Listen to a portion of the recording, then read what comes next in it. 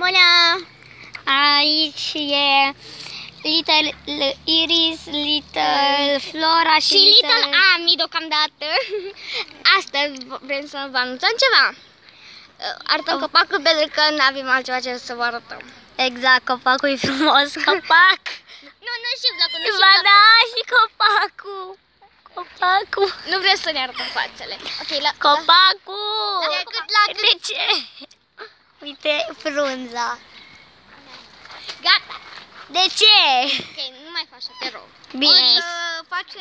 O să facem roleplay, să știți că suntem inspirate după Little Elliot, să știți că nu copiem, suntem inspirate doar după Uite ideea cum lui se văd genială. razele de soare. Uite soarele. Bine, ok, ești ciudată. Ok, noi suntem niște trei ciudate, deștepte și bravo. Și pe mine nu m-ați auzit încă. Da, poate îți arăt identitatea secretă. Da. Uite, după aia ți-o arăt eu. Ba nu, e telefonul meu. Ține asta puțin, te rog, Ami. Da! Ok. Sper să vă placă videoclipurile noastre. Sper să avem multe like-uri, abonări. Și astea se bat ca nebunele. Îți proaste rău. Îți proaste grămadă. Să facem asta în timpul roleplay. O să facem roleplay alte serii.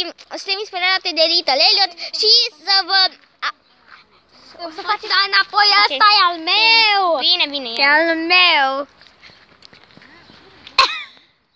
Și nu o să ne spunem numele noastre naturale. Deocamdată. Deocamdată. Bine. Hai, pa! Pa! Ne mai vedem și în alt video.